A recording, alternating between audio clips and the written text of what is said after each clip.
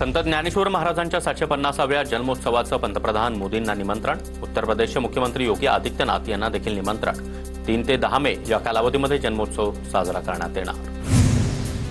विदर्भामध्ये आज पावसाचा अंदाज. अमरावती, नागपूर, वर्धा, यवतमाळ जिल्ह्यामध्ये गडगडाटासह पावसाचा अंदाज, तर नांदेड, लातूर आणि धाराशिवमध्ये हलक्या ते मध्यम स्वरूपात पावसाचा अंदाज.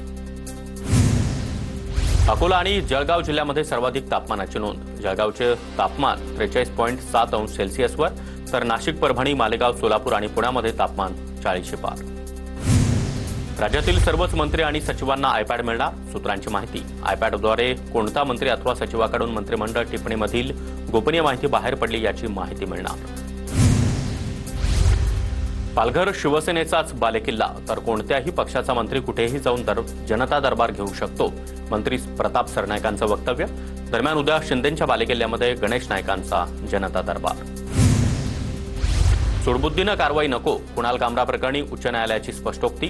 तर विनोदकारांवर मनमानी पद्धतीनं दाखल होणारे गुन्हे रोखण्यासाठी मार्गदर्शक तत्व आखण्याची याचिका ऐकण्यास नकार. राज्यातील बँकांमध्ये मराठीला डावलणाऱ्या बँकांना असोसिएशन मार्फत समज द्यावी, अन्यथा मनसेकडून प्रखर आंदोलन करण्यात येईल आणि कायदा सुव्यवस्थेची जबाबदारी बँकांची असेल. राज ठाकरे यांचा इशारा. सरपंच संतोष देशमुख हत्या प्रकरणावर आज सुनावणी होणार. सुनावणीला अॅडव्होकेट उज्ज्वल निकम उपस्थित राहणार. आजच्या सुनावणीमध्ये आणखी काही नवे खुलासे होण्याची शक्यता.